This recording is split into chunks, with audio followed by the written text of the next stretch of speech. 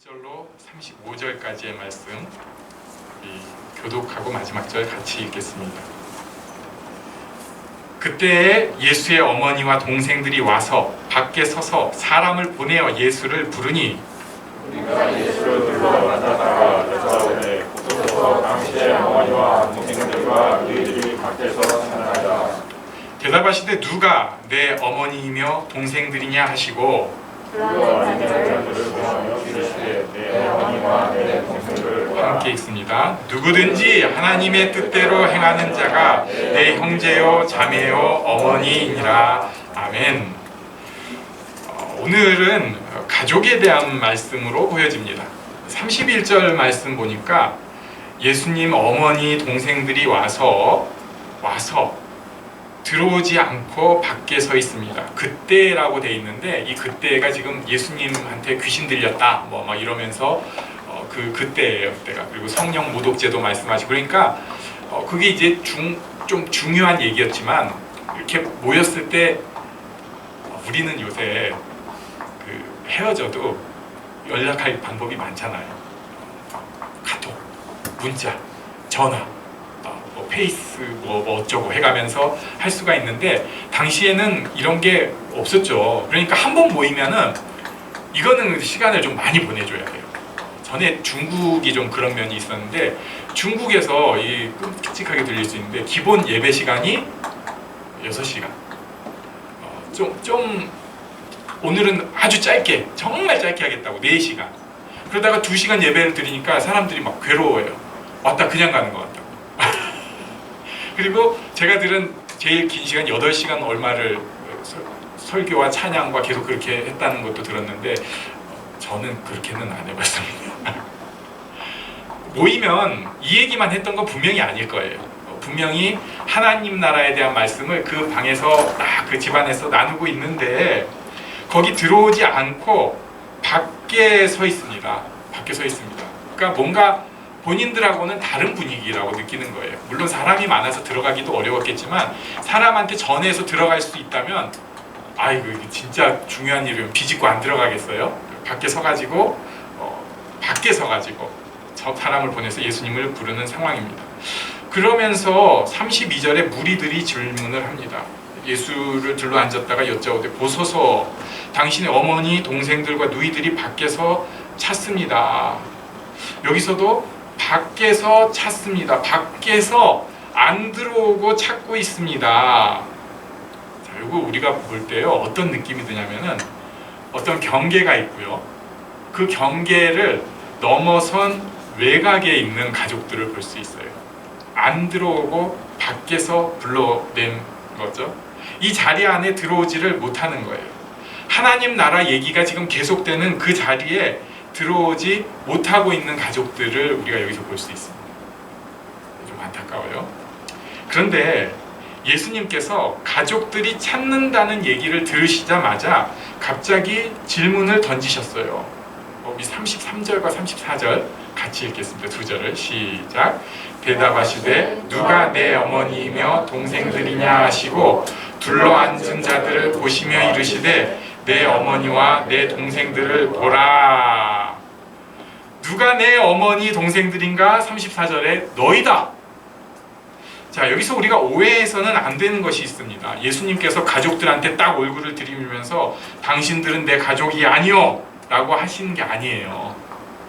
이분들은 지금 경계 밖에 있어요. 하나님 나라에 대한 설명을 예수님께서 막 하고 계시는데 가족들 얘기를 누군가가 전하니까 그것을 캐치해가지고 하나님 나라에 대해서 설명을 하시면서 가족이 어떤 것이냐고 설명을 하신 거예요. 근데 이게 물론 다른 본문에서 또 그렇게 말씀하시는 곳이 있지만 여기에서의 본문은 하나님 나라 안에서의 얘기를 하는 것이지 실제 예수님 가족들에 대한 말씀을 하고 계시는 게 아니에요. 오히려 예수님 가족들은 지금 이 순간에는 그 경계 밖에 계셨어요. 그러면서 왜 너희가 내 가족인지를 설명해 주시는데 그것이 35절 말씀입니다. 우리 35절 같이 읽겠습니다. 시작. 누구든지 하나님의 뜻대로 행하는 자가 내 형제요 자매요 어머니이니라. 아멘. 누구든지 하나님의 뜻대로 행하는 사람, 여기 하나님 뜻대로 행하는 사람은 누구냐면은 하나님의 뜻에 자기의 뜻을 맞추는 사람이에요. 그러니까 하나님의 뜻에 자기 의지를 가지고 행하는 사람입니다. 하나님의 뜻에 맞는 의지를 품고 행하는 사람이에요. 하나님의 뜻대로 행하기. 자기 의지를 가졌는데 그것을 하나님의 뜻에 맞는 의지를 가지고 행하는 것입니다. 이게 하나님 나라에서 굉장히 중요해요. 자, 손을 뻗는다는 표현을 해요. 한 걸음을 내딛는다는 표현을 해요. 이게 아주 중요합니다. 신앙생활이 지금 잘 되고 있느냐 안 되고 있느냐는 겉으로 판단하는 게 아니에요. 업적으로 판단하는 게 아니에요. 그거는 그 다음에 일어나는 결과들이고 어떨 때는 전혀 자기 신앙생활하고 관계가 없을 수 있어요. 뭐 뭔가를 많이 이루는 사람들 있죠. 보기 좋은 거. 뭐 심지어 전도를 많이 하고 또 막 헌금을 많이 하고 또 사람들 앞에 정말 희생하고 봉사하고 이런 게 보여진다고 해서 그 사람이 지금 신앙생활을 잘하고 있는지 우리는 사실은 몰라요. 하나님만 아시는 면인데 거기서 본인이 느낄 수 있는 것은 내가 지금 내 의지를 하나님 뜻에 복종시키려고 하는 모습이 있는가. 아유 뭐 저는요 이미 예수를 너무 잘 믿어가지고 제 뜻이 곧 하나님 뜻이 아이고 큰일 났다. 행여라도 그런 생각을 하신 분이 있으면요 지금부터 금식하시는 거예요. 네. 목사님들이 그런 생각 가끔 하실 때 있는 것 같은데 큰일 납니다. 절대로 안 될 일이에요. 제가요 예수를 너무 오래 믿어가지고 제가 곧 예수님이에요. 이 소리랑 같은 소리예요. 자기 생각하는 게 예수님이랑 똑같대. 그 이단 우두머리들이 하는 얘기잖아요. 근데 자긴 이단 우두머리도 아닌데 신앙생활 오래 하다 보니까 슬며시 그 비스끄름한 생각을 하고 있어요. 우리가 그래도 그렇게 멍청하진 않아서 그런 교만한 생각까지는 안 하는데 뭐 제가 그래도 신앙생활도 꽤 했고요. 그냥 이만큼 살면 됐잖아요. 지금 습관대로만 살고 있는 거예요. 너무 복된 생활이긴 하죠. 습관으로만 살아도 하나님 뜻을 행하는 것 같으니까. 근데 거기에 사실은 계속해서 예수님을 향해 나아가야 하는데 그 의지, 그 걸음이 빠져버렸어요. 곤란합니다. 자, 이런 의지를 가진 사람, 하나님의 뜻대로 행하려고 하는 사람들을 예수님께서 하나님 안의 가족, 예수님의 가족이라고 표현을 하셨습니다. 왜냐하면 이 가족은 하나님 나라의 도전, 하나님 나라의 새 공동체로서의 격려와 위로가 있는 곳, 또 모델링이 있는 곳이기 때문에 그래요. 가정이 원래 그런 곳이잖아요. 충전하는 곳, 그리고 배우는 곳. 그런데 그것을 이 하나님을 따르는 사람들을 통해서 새 가족, 새 모델이 되어질 수 있다는 것입니다. 우리는 사실 오염된 샘플이나 망가진 샘플을 계속해서 보고 자란 사람들입니다. 우리 부모님들한테는 죄송한 말씀입니다만 그분들이 좀 오염된 샘플이에요. 망가진 샘플이 너무 많아요.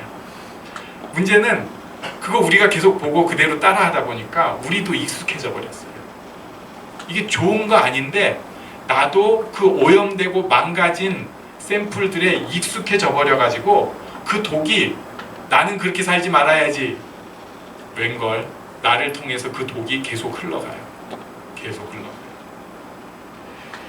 맨날 잔소리하는 엄마, 책임 안 지려고 하는 아빠, 짐만 되는 것 같은 동기들, 동생이나 뭐 누나, 형, 오빠, 언니.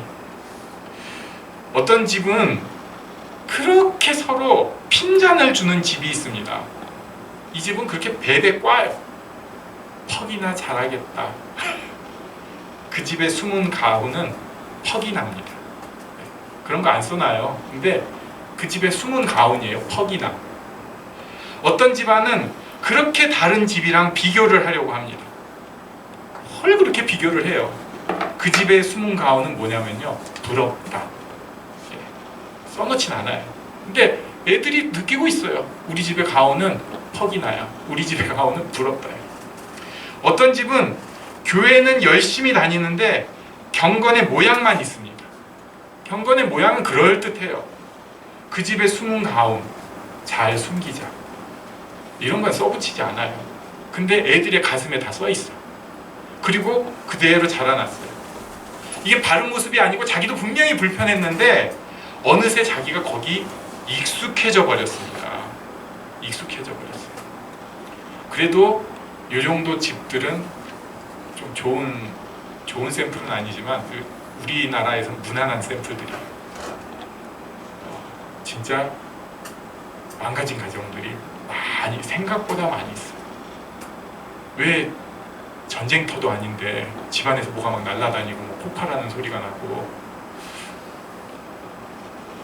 자, 그런데 우리가 예수를 믿고 축복과 사랑, 은혜와 감사를 알게 되었습니다.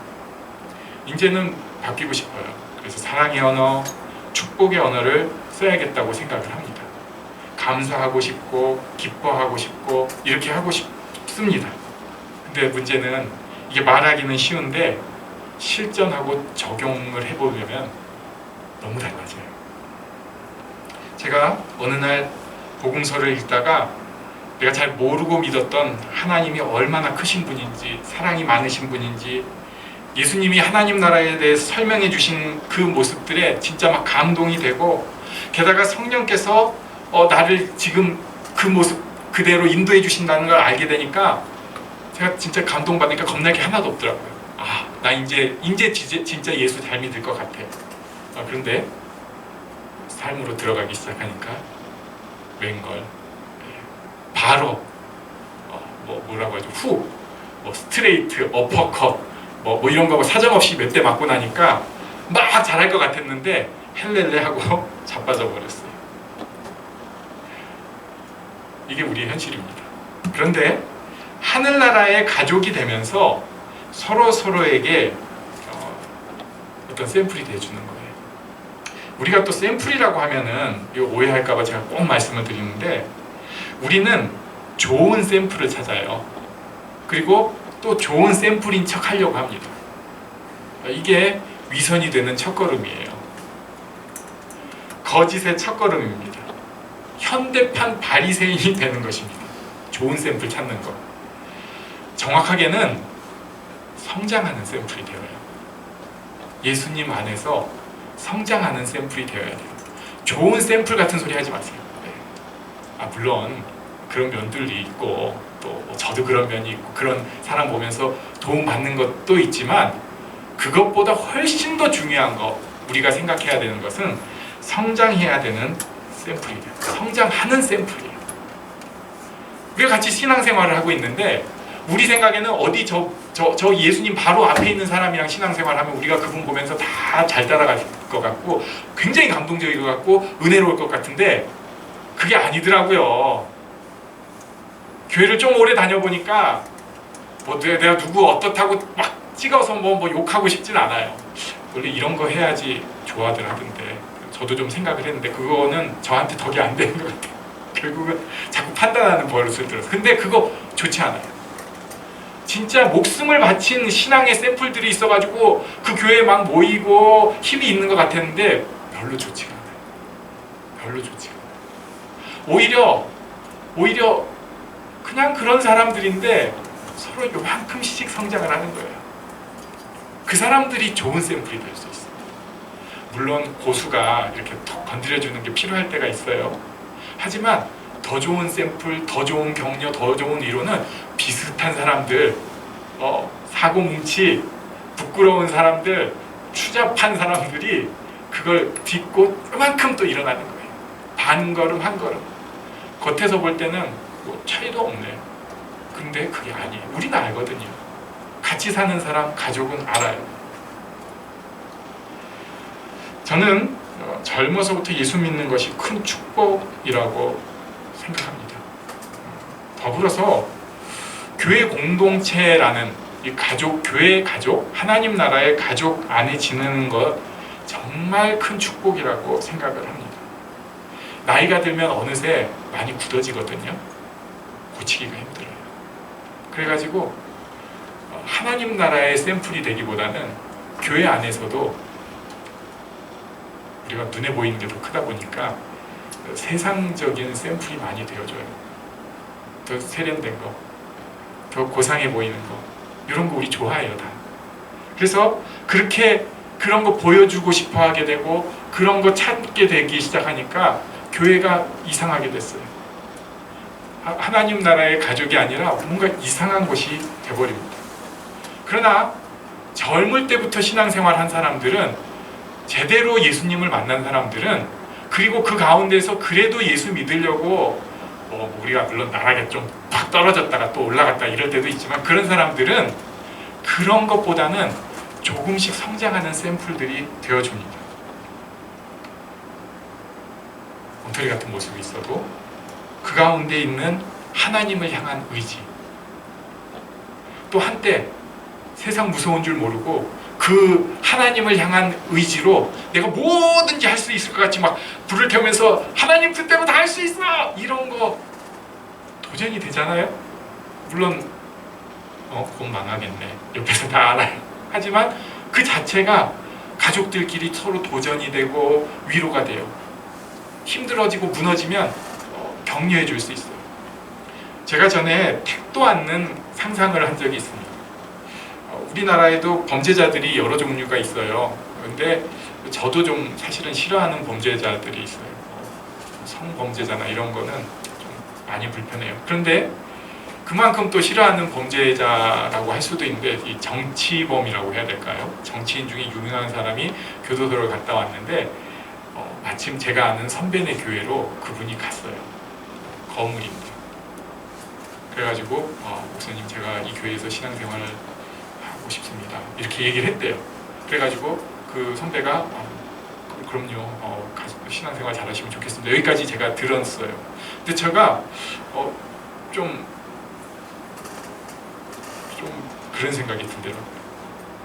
뭐야, 교회 창피하게, 그러니까 교회들이 욕먹지. 딱 장로님이 그런 일 하시면 됩니까? 뭐 이런 얘기를 해줘야지, 교회가 말이야, 막 이런 생각이 불뜻 들었어요. 물론 제가 그렇게 얘기를 할 사람은 아닐까? 그건 저도 모르겠어요.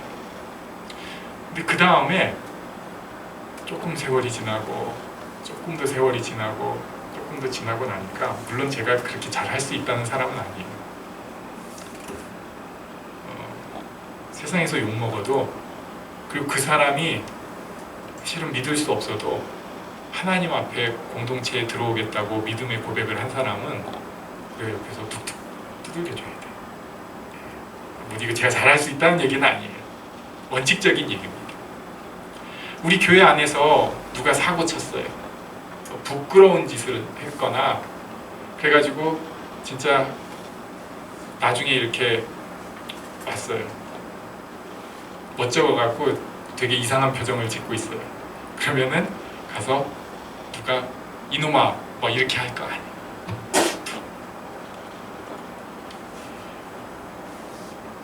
실전 어려워요. 적용은 굉장히 어렵습니다. 우리는 약해요. 그리고 세상은 강합니다. 게다가 내 나쁜 습관까지 거기에 콜라보라고 하잖아요. 나는 약해, 세상은 강해, 나도 모르게 든 나쁜 습관까지 신앙적으로나 세상적으로나 인격적으로나 내 발목을 꽉 잡고 있어요. 이게 우리들의 현실입니다. 그러니까 다들 헤매는 거예요. 제가 옛날 생각으로 할 때 제 마음에 들게 신앙생활 하는 사람 아무도 없어. 나도 내 마음에 안 들어. 전부 마음에 안 들어. 가족은, 하나님 안의 가족은 그런 가운데에서 안아줄 수 있는 사람, 격려해 줄 수 있는 사람, 위로해 줄 수 있는 사람, 그리고 그런 부끄러운 가운데서도 일어나서 하나님 바라보는 성장하는 샘플이 되어줄 수 있는 사람입니다. 하나님께서, 오늘 예수님께서 이 하나님의 가족으로 우리를 부르셨어요. 코로나 시대다 보니까 우리가 이게 너무 약해졌어요. 서로 또 좀 창피한 꼴도 좀 보고, 그래서는 안 되는데 가끔 막 서로 욕도 좀 해주고 그러면서 또 귀한 거 있으면 축하도 해주고, 그리고 또 부끄러운 공동체 모습 우리가 그냥 그대로 드러나기도 하고, 그래도 그 와중에 하나님 따라가고 겠다고 애쓰고 이게 좋은 공동체의 모습인데 요새는 언택 해가지고 화면 넘어서만 보고 조금 더 일방적이고 하다 보니까 자기가 드러나는 상황이 많이 줄었습니다. 저는 조금 걱정되는 게 나중에 우리 다 모이면 다 너무 세련된 사람들인 척하고 올까봐 걱정돼요. 제발은 그러지는 마세요. 괜찮아요. 교회는 그런 데 아닙니다. 애들이 보는 나를 교회에서도 보여주고, 그리고 너무 과하면은 우리 서로 기도해주고 축복해주고 오히려 격려해줄 수 있어야 돼요. 이런 축복의 자리로 우리를 부르셨습니다. 지금 우리가 비록 떨어져 있지만 내가 만나는 사람, 우리 실제 혈연의 가족들, 또 떨어져 있지만 나의 기도가 필요한 사람을 위해서 이런 하나님 안의 가족과 같은 마음으로 기도할 수 있는 축복을 우리 모두가 누리기를